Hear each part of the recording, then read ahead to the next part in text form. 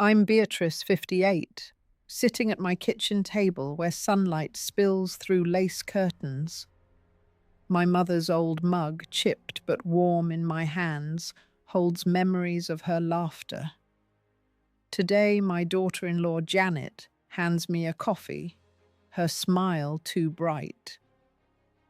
Special honey, she says. The smell, sharp chemical, pricks my nose. Something's off.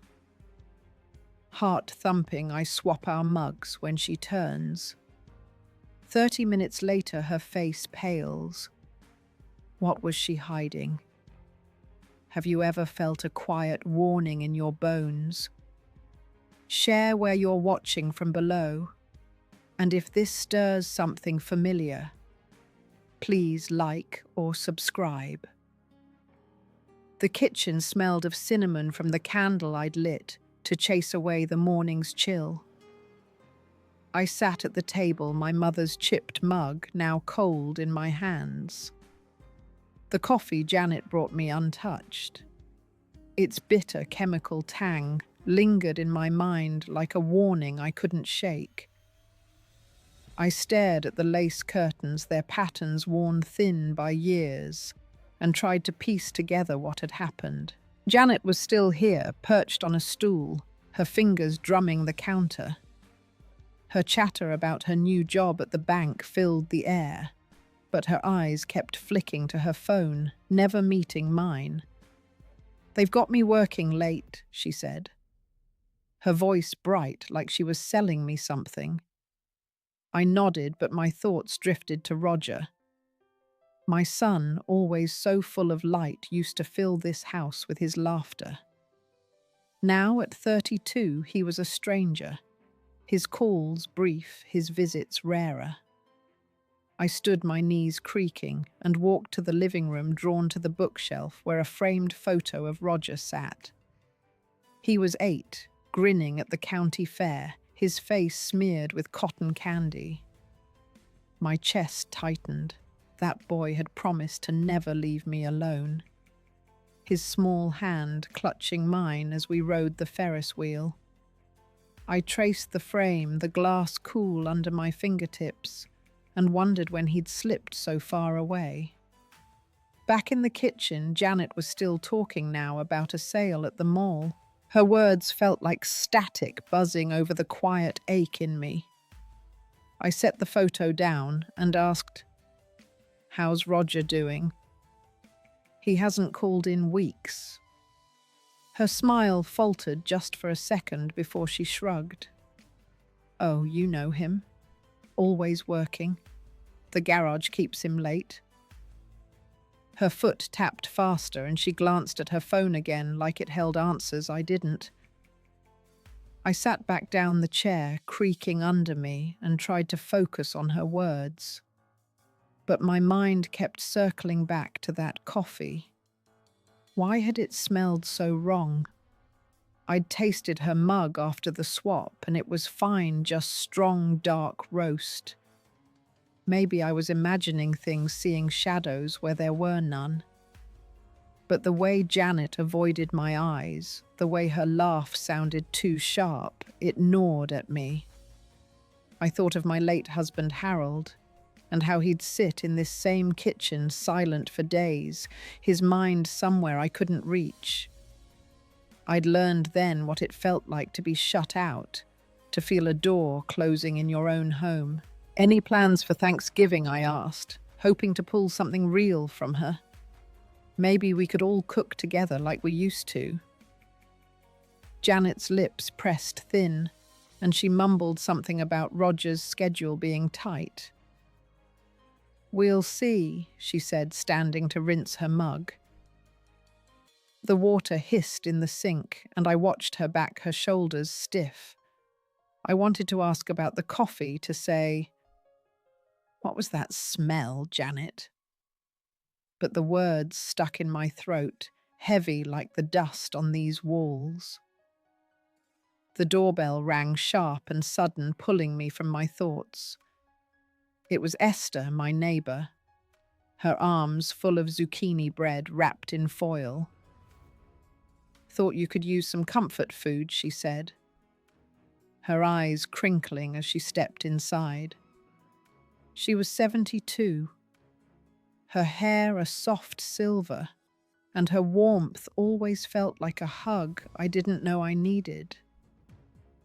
She glanced at Janet, then at me, her brow furrowing. "You okay, Beatrice? You look like you're carrying the world." I forced a smile, but her words landed heavy. She set the bread on the counter, her hand brushing mine, and I felt the weight of her question. Janet excused herself to the bathroom. Her phone clutched tight, and Esther leaned closer. "Everything all right with you and Roger?" she asked, her voice low. I hesitated, the ache in my chest spreading. "He's just busy," I said. But the lie tasted bitter. Esther nodded, but her eyes held mine, seeing more than I wanted to show. She'd lost her own son to distance not miles, but the kind that grows in silence. I wondered if that was my future too. I walked Esther to the door, thanking her for the bread, and stood on the porch as she shuffled back to her house. The late summer air was thick, pressing against my skin. Back inside, Janet was gathering her purse, her movements quick, like she couldn't wait to leave. "Gotta run," she said, her smile back in place. "Work's calling." I nodded, but as the door clicked shut behind her, the quiet settled in heavier than before. I sat at the table staring at the photo of Roger and felt something unravel inside me, a thread of trust fraying fast.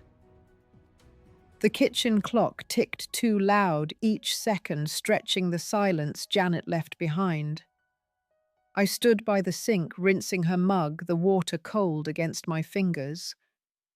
Esther's zucchini bread sat on the counter, its foil catching the light, but I couldn't bring myself to cut it.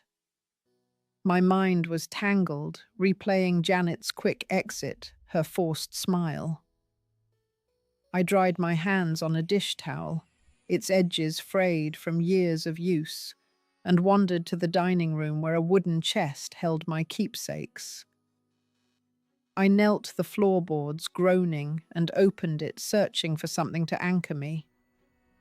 Inside, beneath a stack of faded tablecloths, was a small card, its corners bent. Roger had made it at 10, his handwriting wobbly in crayon. "Mum, I'll always be your buddy." A stick figure of us holding hands smiled up at me. My throat tightened, and I pressed the card to my chest as if it could pull back the boy who'd written it. He'd given it to me after a school play, his face beaming with pride. Now that warmth felt like a ghost slipping through my fingers. I tucked the card back, my hands shaking, and stood brushing dust from my knees. The house felt too big, too empty. I walked to the window, watching leaves skitter across the lawn. Janet's words about Roger's work echoed, but they didn't fit. He loved fixing cars, sure, but he'd always made time for me before her. I thought of calling him, but the memory of his last curt, "I'm busy," Mum stopped me. Instead, I picked up the phone and dialed Marie, my friend from church. Her voice, warm and steady, answered on the second ring. "Beatrice, you sound off. What's going on?"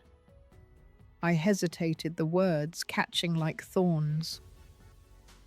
"It's Roger," I said, finally, my voice low. "He's so far away now, and Janet, I don't know. Something's not right." Marie listened as I spilled it all, the coffee's strange smell. Janet's nervous glances, Roger's silence. She sighed her own story, tumbling out her daughter's husband years ago, had pushed her out of their lives, whispering lies to keep her at a distance. "Trust your gut," she said. "You know when something's wrong." Her words settled heavy in me like stones in a riverbed. I thanked her and hung up my eyes, drifting to the photo of Roger on the bookshelf. The fair, the cotton candy, his laughter, it all felt like another life. I walked back to the kitchen, the cinnamon candle now burned low, and picked up Esther's bread. I sliced it, the knife steady in my hand, and took a bite. It was sweet, comforting, but it couldn't fill the hollow growing inside me. I sat at the table, the bread untouched after that first bite, and stared at the phone. Roger's number was there waiting, but I couldn't press call. What would I say? "Your wife's hiding something. You're breaking my heart." The silence in the house pressed against me thicker now, like the air before a storm. I thought of Harold, how he'd sit across from me, his eyes on the newspaper, shutting me out without a word. I'd stayed quiet, then swallowing my hurt. But this time with Janet, with Roger, the quiet was starting to choke me. I stood needing to move and walked to the back porch. The summer air was heavy, the sky bruised with clouds. A neighbor's dog barked sharp and distant, and I remembered Roger as a boy chasing fireflies in this yard. His laughter carrying through the dusk. That memory stung sharp as a splinter because it didn't match the man he'd become. Janet's face flashed in my mind, her too wide smile, her tapping foot. What was she keeping from me? The coffee's smell, that acrid bite, clung to my thoughts, refusing to let go. I went back inside, locking the door behind me, and sat at the table again. The card from Roger, hidden in the chest, felt like a weight in my heart. I wanted to believe it was nothing. Maybe Janet was just careless. Maybe Roger was just busy. But deep down, I knew better. My mother's voice echoed soft but firm. "Trust your heart, Beatrice." She'd said it when I married Harold, when I ignored the signs of his temper. I hadn't listened then. But now, with Janet's coffee and Roger's distance, the unease was louder, sharper, and I couldn't look away. Rain tapped the kitchen windows, a steady rhythm that matched the unease coiling in my chest. It was evening, 3 days since Janet's last visit, and the house felt emptier than ever. I stood at the counter, slicing apples for a pie, the knife's rhythm grounding me. The scent of cinnamon lingered from the candle, but it couldn't mask the memory of that coffee's sharp, wrong smell. I kept seeing Janet's fidgeting hands, her eyes dodging mine, and it stirred a bitterness I hadn't felt in years. The phone sat silent on the table, mocking me. I'd tried calling Roger earlier, needing to hear his voice to bridge the gap that had grown between us. "Mum, I'm swamped," he'd said, his tone clipped like I was an interruption. In the background, I'd heard Janet's voice, sharp, saying something I couldn't catch before the line went dead. My grip tightened on the knife, the blade pausing mid-cut. I set it down, hands trembling, and wiped them on my apron, the fabric soft from years of wear. I turned to the stove where a pot of water simmered and tried to focus on the pie. But my thoughts drifted to the jewelry box on the counter, its carved lid catching the dim light. It held my mother's pearls, a simple strand she'd worn every Sunday. Janet had stared at it last time, her gaze lingering too long. Was she after it? The thought twisted in me, sharp and ugly. I shook my head, trying to push it away, but the doubt clung like damp air. I walked to the cookbook shelf, needing a distraction, and pulled down my mother's old recipe book. Its pages yellowed and soft. Tucked inside was a letter, her handwriting small and precise. Beatrice, trust your heart. It read, written years ago when I'd cried over Harold's coldness. She'd known then what I ignored, that silence could hide betrayal. I clutched the letter, my breath catching. Had I missed the same signs with Janet? The coffee, her nervous laughter, Roger's distance, it all felt like a puzzle I was too afraid to solve. The phone rang, jarring me. It was Marie, her voice warm but cautious. Just checking in, she said. You sounded so heavy last time. I sank into a chair, the letter still in my hand, and told her about Roger's call, how his voice had felt like a stranger's. And Janet. I added my voice low. She keeps coming here acting like everything's fine, but I can't trust her. Marie was quiet for a moment, then said, You're not wrong to feel it, Beatrice. My daughter's husband did the same. Smiled while he schemed. Don't let it fester. Her words hit hard, stirring memories of Harold's silences, how he'd sit at this table, eyes fixed on nothing, while I pretended everything was fine. I'd swallowed that pain, kept the peace, but it had carved a hollow in me. I thanked Marie and hung up my eyes, drifting to the jewelry box again. I opened it, the pearls cool against my fingers, and remembered my mother's warning about Harold. He's not who you think. I hadn't listened then, but now with Janet, the stakes felt higher. I closed the box and walked to the living room where the photo of Roger at the fair still sat. His smile so open then mocked the man who barely spoke to me now.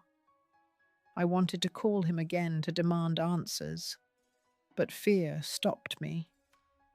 What if he pushed me away for good?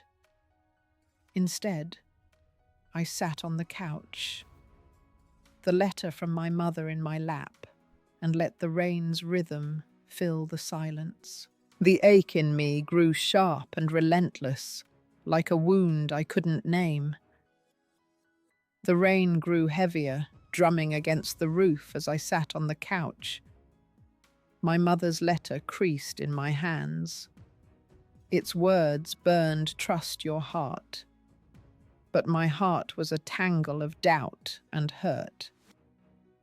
I set the letter down and walked to the kitchen where the apples lay half-sliced, forgotten. The air felt thick, pressing against my skin, as if the house itself was holding its breath. I picked up the phone again, my fingers hovering over Roger's number, but the memory of his sharp tone stopped me cold. Instead, I moved to the dining room, where an old clock ticked relentlessly each second, a reminder of time slipping away. I opened a drawer, pulling out a worn photo album, its leather cover soft under my fingers. Inside were pictures of Roger's wedding 3 years ago. His smile was wide, his arm around Janet, who looked radiant in white. I'd been so happy then, believing she'd brought him joy. Now, staring at her face, I saw something else. Her eyes sharp, calculating even in that moment of celebration. My stomach churned. I flipped the page, landing on a photo of me and Roger at his high school graduation. He'd hugged me tight that day, whispering, "You're my rock, Mum." The memory stung sharp and raw because that boy was gone, replaced by someone who couldn't spare me a minute. I closed the album, my hands heavy, and leaned back, the chair creaking. Janet's visit replayed in my mind, her staring at the jewelry box, her quick laugh when I'd asked about the coffee. Just a new blend, she'd said, but her voice had cracked like she was hiding a truth too big to hold. I stood needing to move and paced to the hallway where a mirror hung its frame, chipped from years of neglect. My reflection stared back, grey hair tucked behind my ears, lines etched deep around my eyes. I looked tired, older than 58, as if the weight of Roger's distance had carved itself into my skin. I thought of Harold, how he'd stood in this same spot, avoiding my gaze, his secrets building a wall between us. I'd let it grow, too afraid to push, and now I was doing it again, with Janet swallowing my questions, letting the doubt fester. The phone buzzed, a text from Roger, busy week. Talk soon. No warmth, no apology, just 4 words that cut deeper than silence. I stared at the screen, my chest tight, and typed, "Can we talk now?" but deleted it before sending. What was the point? He'd brush me off again, and Janet's shadow would linger behind his words. I set the phone down, my fingers cold, and walked to the back door, staring out at the rain-soaked yard. The swing Roger used to love hung still, its ropes frayed like everything else in my life. I thought of confronting Janet, asking outright about the coffee, the jewelry box, her nervous glances. But the idea felt like stepping off a cliff. What if she lied again? What if Roger took her side? The thought of losing him completely, of being shut out for good, was a knife in my gut. I remembered my mother's funeral, how Roger had held my hand, promising, "I'm here, Mum, always." That promise was crumbling now, and I was powerless to stop it. I sank into a chair, the rain's rhythm, louder now, relentless. The jewelry box sat on the counter, its presence taunting me. I wanted to open it, to hold the pearls and feel my mother's strength, but I couldn't move. The hurt was too heavy, a weight I'd carried before with Harold, with every silence I'd let pass. But this was worse because it was Roger, my son, my heart. And Janet, with her sharp smiles and strange coffee, was pulling him away piece by piece. The storm outside roared, wind rattling the windows as I sat in the living room, the late afternoon light grey and heavy. My hands gripped the arms of the old armchair, its fabric worn smooth by years of restless evenings. The weight of the past week, Janet's visits, Roger's curt texts, the lingering scent of that strange coffee pressed against me, a knot I couldn't untangle. I'd spent the morning cleaning, scrubbing floors to quiet my mind, but the unease only grew sharp and insistent. The doorbell chimed, cutting through the storm's din. I opened it to find Janet, her hair damp, clutching a thermos. "Thought you'd like some tea," she said, her voice too sweet, her eyes scanning the room. She stepped inside uninvited and set the thermos on the coffee table. "It's special just for you." The air shifted and I caught it, a sharp chemical smell, stronger than the coffee's, like bleach, mixed with something sour. My pulse quickened, my skin prickling with instinct. I poured the tea into 2 cups, my hands steady despite the tremor in my chest. "Let's share," I said, watching her closely. She hesitated, her smile tightening, then nodded. When she turned to hang her coat, I swapped the cups, my fingers brushing the warm ceramic. It was a reflex born of that same gut feeling from last time. I sat across from her, the storm's howl filling the silence, and sipped my tea, earthy, warm, safe. Janet sipped hers, her face unreadable, but her hand shook slightly, the cup clinking against the saucer. We talked about nothing, whether the neighbor's new dog, but her words felt hollow, like a script she'd rehearsed. My mind raced, replaying every odd moment, her staring at my jewelry box, her quick exits, Roger's coldness. I wanted to ask about the tea, to demand what she was hiding, but fear held me back. What if I was wrong? What if I pushed her and lost Roger forever? I thought of my mother, her steady voice at my wedding, warning me to see people clearly.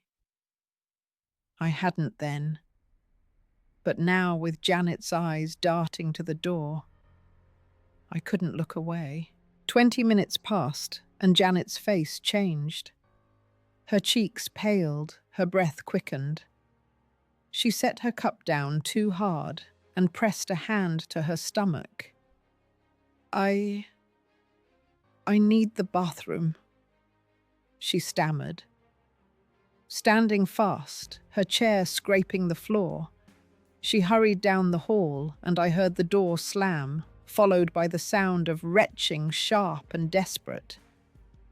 My heart pounded, a mix of dread and clarity. What was in that tea? I stared at the thermos, its silver surface gleaming under the lamp, and felt a chill that had nothing to do with the storm. I stood, my legs unsteady, and moved to the coffee table where Janet had left her purse. My hands shook as I opened it, telling myself I was crazy, that this was a violation. But I needed answers. Inside, tucked between her wallet and keys, was a small glass vial, its label smudged but clear enough sedative. My breath caught the room tilting. Was she trying to drug me? Harm me? My fingers closed around the vial, its weight cold and damning as the storm outside seemed to scream louder. I sank back into the chair, the vial in my palm, my mind spiraling. Memories flooded in Roger's promises, my mother's warning, Harold's betrayals. But this was different, sharper, a betrayal that cut to the bone. Janet's footsteps echoed back down the hall, slow and uneven. She stopped in the doorway, her face ashen, eyes wide when she saw the vial in my hand. "Beatrice," she started, her voice trembling. "That's not what you think." But the lie hung between us, fragile and breaking, and I knew nothing would be the same. Janet's fee hung in the air, thin and fraying, as she stood in the doorway, her face still pale, her hands gripping the frame for support. The vial in my palm felt like a stone, heavy with truth I wasn't ready to face. The storm outside roared, but the real tempest was here in this room between us. "It's for my anxiety," she said, her words tumbling too fast, her eyes flicking to the vial. "You don't understand, Beatrice." I stood, my legs trembling, and held up the vial, its label catching the lamplight. "Then explain," I said, my voice low but sharp, cutting through the rain's drone. "Because this doesn't look like anxiety, and that tea didn't smell right." Her lips parted, but no words came, only a shallow breath. The silence stretched thick with accusation, and I felt my heart crack a slow, aching split. I stepped closer, the floor creaking under me, and set the vial on the table, its clink loud in the quiet. "You've been coming here smiling, acting like family," I said, my voice shaking now. "But you're hiding something. What is it, Janet?" Her eyes darted away to the floor, the window anywhere but me. I thought of Roger. His brief texts, his absence, and a new fear gripped me. Was he part of this? Had he known? I grabbed my phone, my fingers clumsy with anger, and dialed Roger. "Come over," I said when he answered, my tone leaving no room for argument. "Now." He hesitated, mumbling about work, but I cut him off. "I found something in Janet's purse. You need to be here." The line went quiet. Then he said, "I'm on my way." I hung up my chest tight and turned back to Janet. She was frozen, her hands twisting together, her face a mask of panic. The weight was agony. I paced to the fireplace where a small wooden box held my mother's ashes, a keepsake I'd kept close since her passing. I touched it, needing her strength, her clarity. She'd faced my father's storms, his drinking, his rages, with a quiet resolve I'd never mastered. Now I needed it because Janet's silence was louder than any confession. I glanced at her, still in the doorway, and saw something new in her eyes, guilt raw and unguarded. Roger arrived, his boots heavy on the porch, his face drawn as he stepped inside. "What's going on?" he asked, looking between us. I pointed to the vial, my voice steady despite the storm in me. "I found this in her purse, after she gave me tea that smelled wrong, like the coffee last week." His brow furrowed and he turned to Janet, his voice sharp. "What is this?" she stammered. "It's not what she thinks, Roger. I swear." But her words crumbled under his stare and mine. I stepped forward, my hands clenched. "Tell me the truth," I said, my voice breaking. "What were you doing to me?" Janet's eyes filled with tears, but they didn't move me. I thought of every moment I'd welcomed her, cooked for her, trusted her as my son's wife. And now this vial, this betrayal tore through that trust like paper. Roger's face hardened, but he said nothing, his silence cutting deeper than Janet's lies. I sank into the armchair, the vial still on the table, a silent accuser. The storm outside raged, but inside I was breaking my heart raw with the weight of their betrayal. Roger stood by Janet, his hand on her shoulder, and I felt alone, utterly alone in a house that had once held my family's love. The storm had quieted to a drizzle, but the air in the living room hung heavy, thick with the weight of Janet's denial and Roger's silence. I sat in the armchair, my hands folded tight, the vial still on the coffee table, its presence a cold accusation. Roger stood by Janet, his hand on her shoulder, his eyes fixed on the floor. Janet's voice trembled, repeating, "It's not what you think." But her words were hollow, crumbling under the truth I held in my hand. I stood, my knees unsteady, but my resolve hardening. The ache of betrayal burned, but something else stirred, a spark of strength I hadn't felt in years. I thought of my mother, how she'd faced my father's storms with quiet courage, never letting fear silence her. I wasn't her, not yet, but I could be.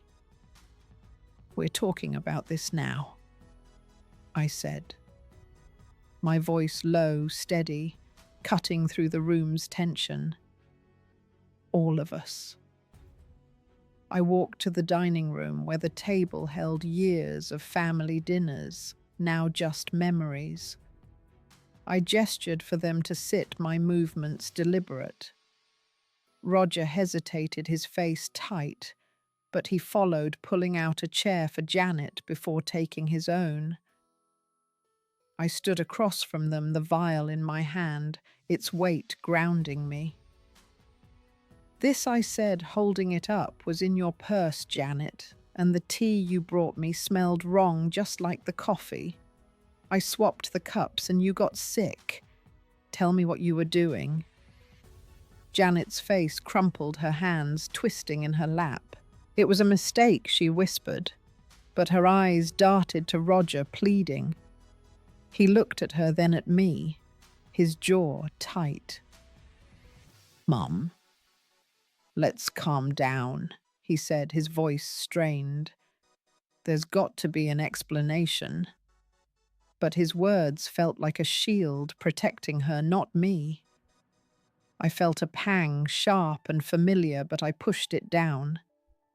I wasn't the one who needed to explain. "No," I said, my voice rising just enough to hold their attention. "I've been quiet too long. I welcomed you, Janet, into my home, my family. And now this." I set the vial on the table, its clink echoing in the quiet. "You don't get to brush this off. Not anymore."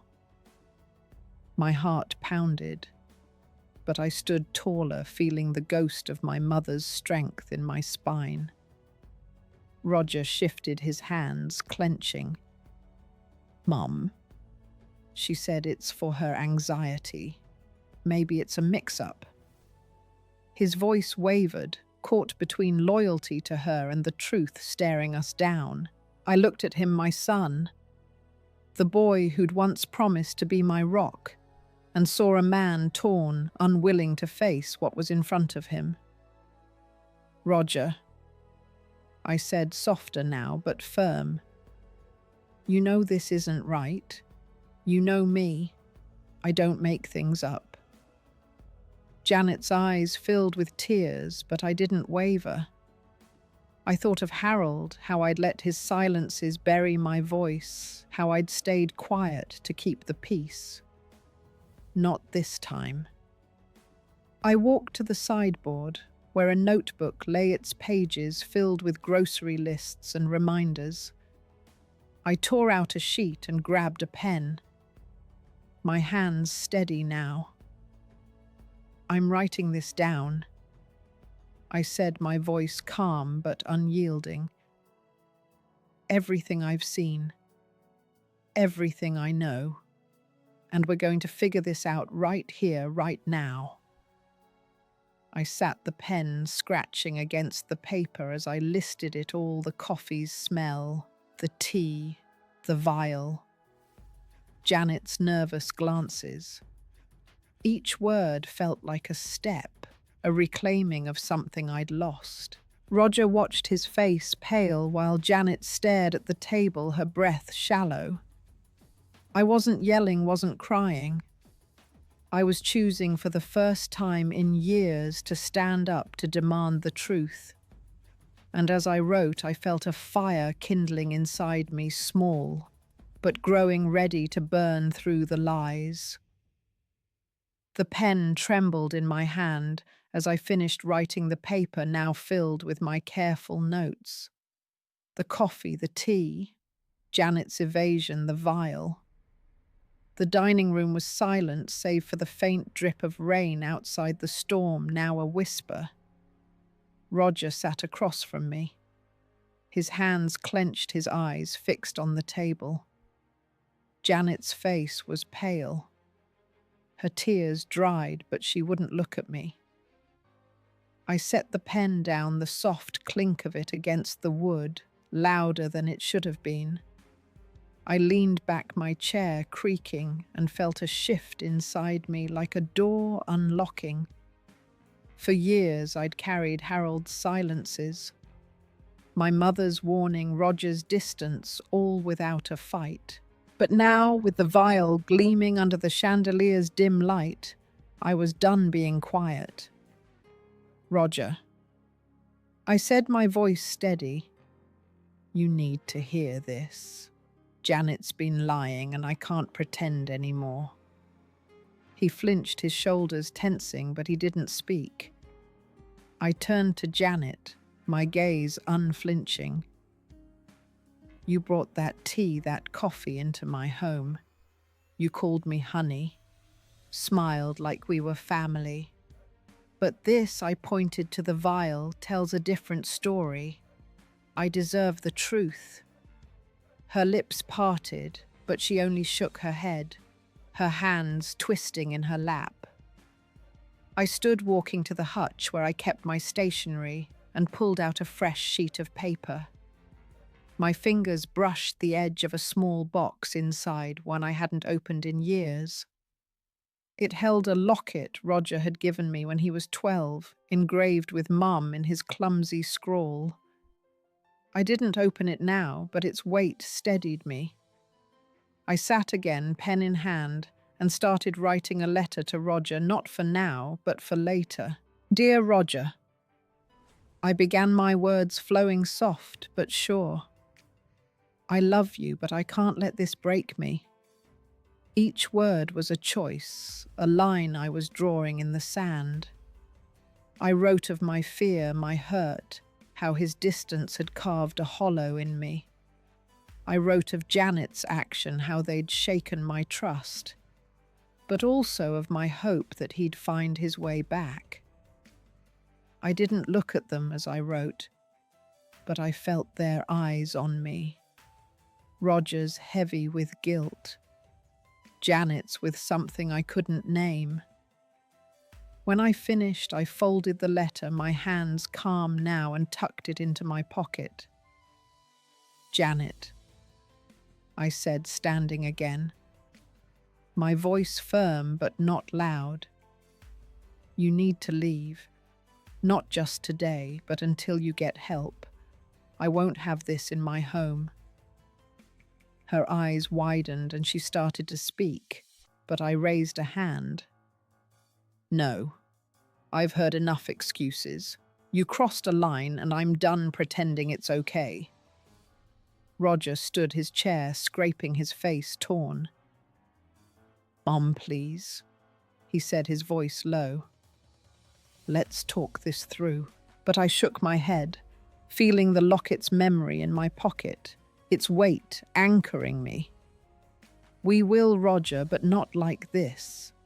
I need you to respect me, to see me. Until then, I need space. My words hung in the air, final, unshakable. Janet grabbed her purse, her movements jerky, and headed for the door. Roger followed his steps slow, his eyes on me for a moment before he turned away. The door clicked shut behind them, and the house fell silent. The rain's soft patter, the only sound. I stood at the table, the letter in my pocket, my mother's strength in my veins. I wasn't whole, not yet, but I'd taken a step, and in that quiet, I felt the first stirrings of my own power. The morning after Janet and Roger left the house felt too still, like it was holding its breath. I sat on the backyard bench, its wood weathered from years under my late husband's hands, and watched autumn leaves drift across the grass. The air was crisp, carrying the scent of damp earth, but it couldn't lift the weight in my chest. My words to Janet, get help, echoed in my mind, steady but sharp, like a line I'd finally drawn. Yet the quiet that followed was heavier than I'd expected. I wrapped my sweater tighter, my fingers brushing the folded letter still in my pocket, its edges soft from handling. I hadn't sent it to Roger, not yet. It felt too raw, too final. Instead, I stood and walked to the garden shed, pulling out a small trowel. The soil was cool as I dug a spot near the roses, my mother's favorite, and placed a single lily bulb in the earth, a quiet offering to her memory. She'd faced betrayal with grace, and I was trying to do the same. The phone buzzed in my pocket, Roger's name on the screen. My heart lurched, but I answered, my voice calm. "Mum." He said, his tone subdued. "Janet's staying with a friend. She's seeing a therapist. I'm sorry." His words were soft, but they carried a distance that stung. I didn't know he added, but the pause that followed felt like a confession he couldn't voice. I wanted to ask what he meant, but the words stuck heavy as the dirt on my hands. "I needed to protect myself, Roger," I said, my voice steady but low. "I hope you understand." He was quiet, then said, "I'm trying, Mum." The call ended, and I stood there, the trowel still in my hand, the lily bulb buried but not yet blooming. His apology was a start, but it didn't fill the hollow where his presence used to be. I thought of the dinners we'd shared, his laughter filling this yard, now silent under the grey sky. I walked back to the house, my boots leaving prints in the damp grass, and sat at the kitchen table. A stack of yarn sat in a basket untouched since I'd stopped knitting months ago. I pulled out a skein of soft blue wool, my fingers moving on instinct, casting on stitches for a scarf I didn't know who it was for. The rhythm soothed me, each loop a small act of control in a world that felt unsteady. I'd stood up to Janet, set a boundary, but the cost was this quiet, this space where my son used to be. The doorbell rang and I set the needles down, my hands stiff. It was Shirley from the community centre, her smile warm but cautious. "Heard you might want to join our knitting group," she said, holding a flyer. "We could use someone with your heart." Her words caught me off guard. A reminder of life beyond these walls. I nodded, taking the flyer, but my thoughts stayed with Roger, with the apology that felt like a half step, not a bridge. I returned to the yarn, the needles clicking softly, but my mind was elsewhere. Roger's voice, so tentative, replayed in my head, and I wondered if he'd ever see me the way he once did. The boundary I'd set was necessary, but it left me here alone with only the echo of my own strength. The scarf grew longer stitch by stitch, but the quiet in the house pressed harder, a reminder of what I'd risked to stand my ground. The scarf grew under my fingers, the blue wool looping into rows, but each stitch felt like a question I couldn't answer.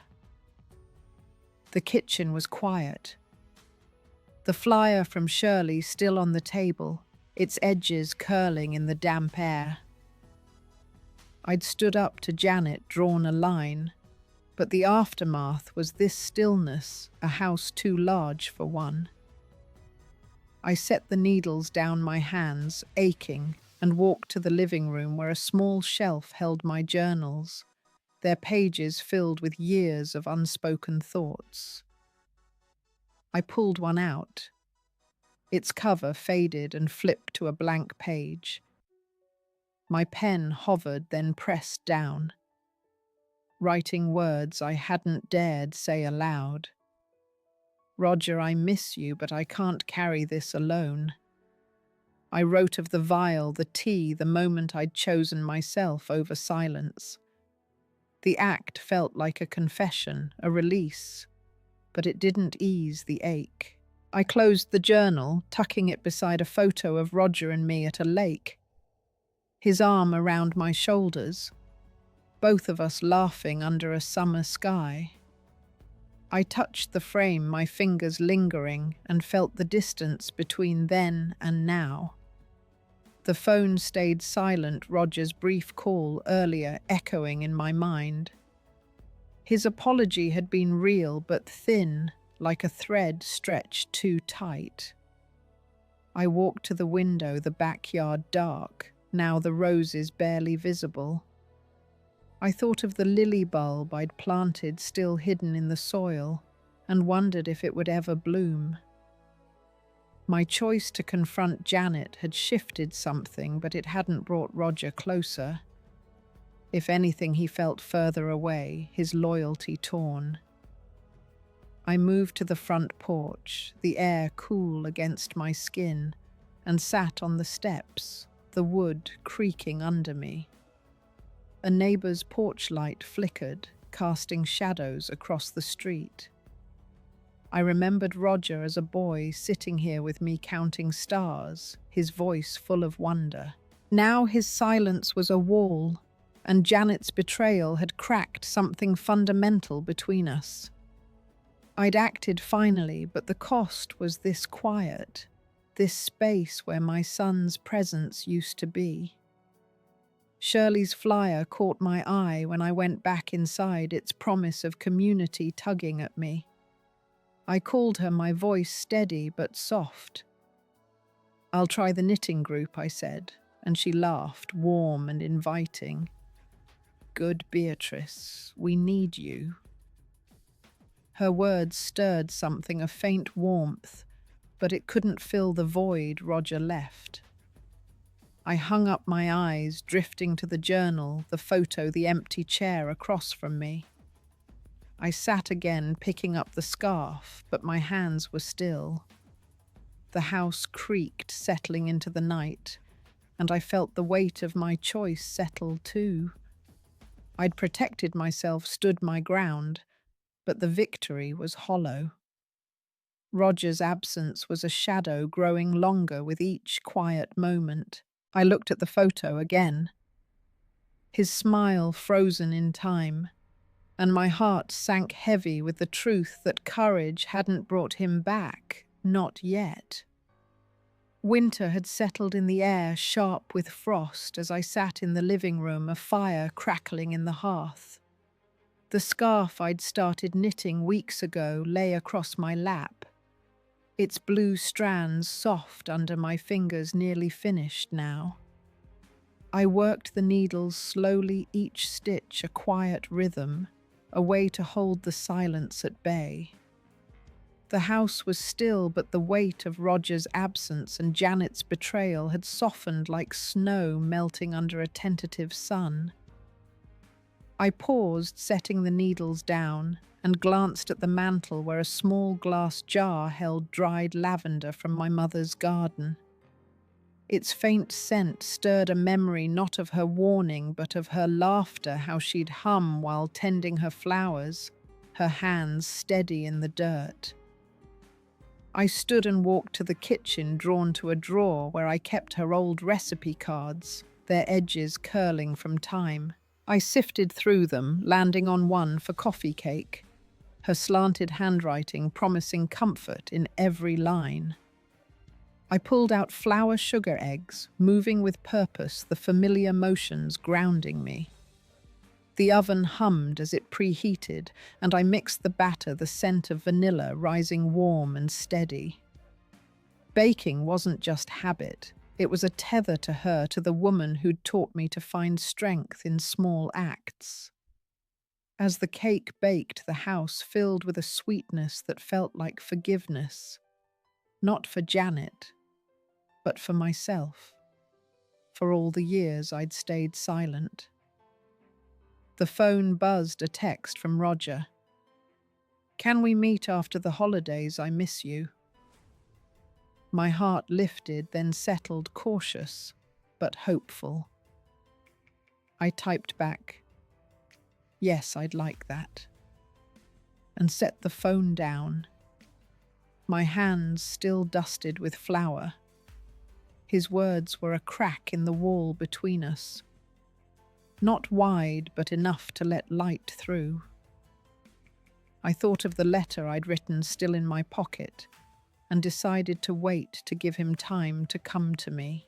The doorbell rang soft but clear, and I wiped my hands opening it to find Esther, her scarf bundled tight against the cold. "Smells like heaven in here," she said, her eyes bright as she stepped inside. I invited her to sit pouring tea from a plain pot, nothing like Janet's thermos. We talked not of betrayal, but of our children, her son's letters from across the country, my hopes for Roger.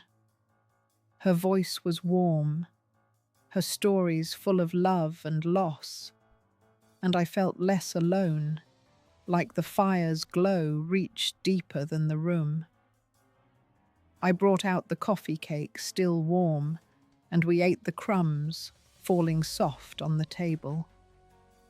Esther's laughter, her gentle questions, wove a thread of connection I hadn't realized I'd needed.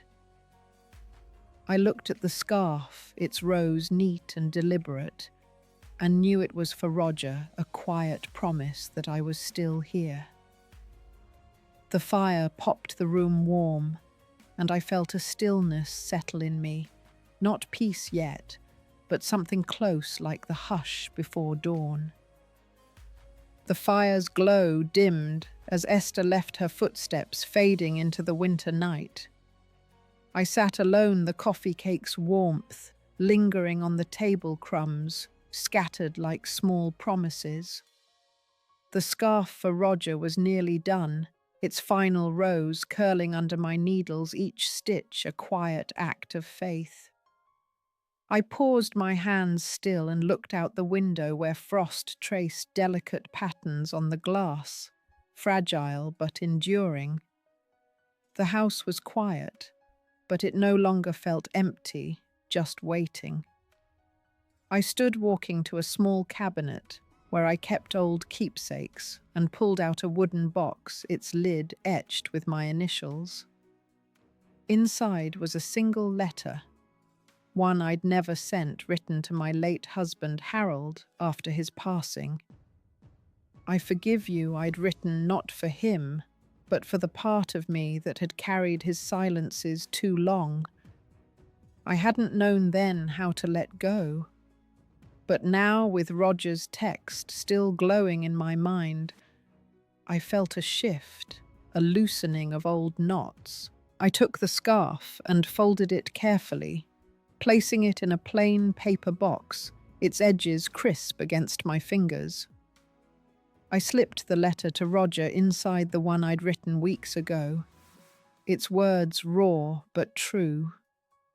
I didn't need to send it yet. It was enough to know it was ready, waiting for the right moment. I set the box on the table beside the coffee cake and felt a calm settle, not loud but steady, like the earth after a long freeze. I walked to the back door, opening it to let the cold air in, sharp and clean. The yard was still the roses bare, but alive, their roots deep beneath the frost. I thought of Janet, her choices, her pain, and realized I didn't hate her. She'd hurt me, yes, but holding on to anger was a weight I no longer wanted. I forgave her not because she deserved it, but because I deserved to be free. My mother's face flashed in my mind, her smile soft as she'd tended her garden, and I felt her with me nodding. I returned to the living room. The fire now embers, its warmth fading, but enough. I sat picking up the needles again, but I didn't knit.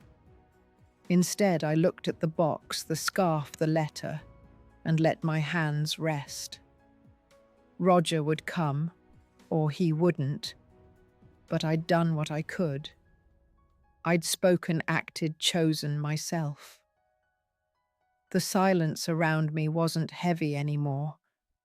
It was soft, like snow falling, covering the past, with something new, something mine.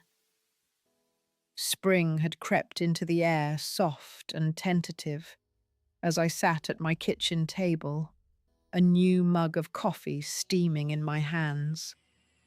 Its plain ceramic felt solid, unburdened by memories bought from a local shop last week. Outside, the roses were budding their green tips, piercing the soil I'd tended yesterday. The house was quiet, but it held a new rhythm, now one I'd built stitch by stitch, day by day, since that winter night I'd chosen to speak. I'd started teaching at the community centre, a small knitting class every Tuesday. The room buzzed with women, some younger, some my age, their needles clicking as we shared stories. Phyllis, barely 20, sat beside me last week, her hands fumbling with yarn, her laughter bright as she spoke of her dreams. Her energy reminded me of Roger's youth, but it didn't hurt anymore. It felt like a gift, a chance to guide where I'd once been guided. I stood walking to the counter where a small vase held fresh daisies, their white petals catching the morning light. I'd picked them from the yard, a habit I'd started this spring, filling the house with small bursts of life. The scarf I'd made for Roger sat in its box, still unsent, but I wasn't waiting for him anymore. His text from winter had led to a call, then a visit planned for today. He'd asked to come alone, and I'd agreed, my heart steady, no longer clutching at hope. The doorbell rang and I opened it to find Roger, his face softer than I'd seen in years, his hands empty but open. "Mum," he said, stepping inside, and the word carried a warmth I'd almost forgotten. We sat at the table, the coffee between us, and talked of small things, the weather, his new job at a different garage, the lake we used to visit. I didn't mention Janet, and neither did he. It wasn't avoidance. It was a choice to let the past rest, just for now. I brought out a plate of cookies baked yesterday, their buttery scent filling the air. Roger took one, smiling, and said, "These taste like Grandma's." I nodded, my throat tight, not with pain, but with something softer, like gratitude. I'd found my mother's strength in me, not in anger, but in these quiet moments, baking, teaching, planting. I looked at Roger, his eyes meeting mine, and saw a flicker of the boy who'd run through my yard, chasing fireflies. We talked longer the morning, stretching, and I felt a calm I hadn't known I could claim. The hurt of Janet's betrayal, Roger's distance, hadn't vanished, but it no longer defined me. I'd built something new, a life of small, deliberate acts, each one a step away from the shadows.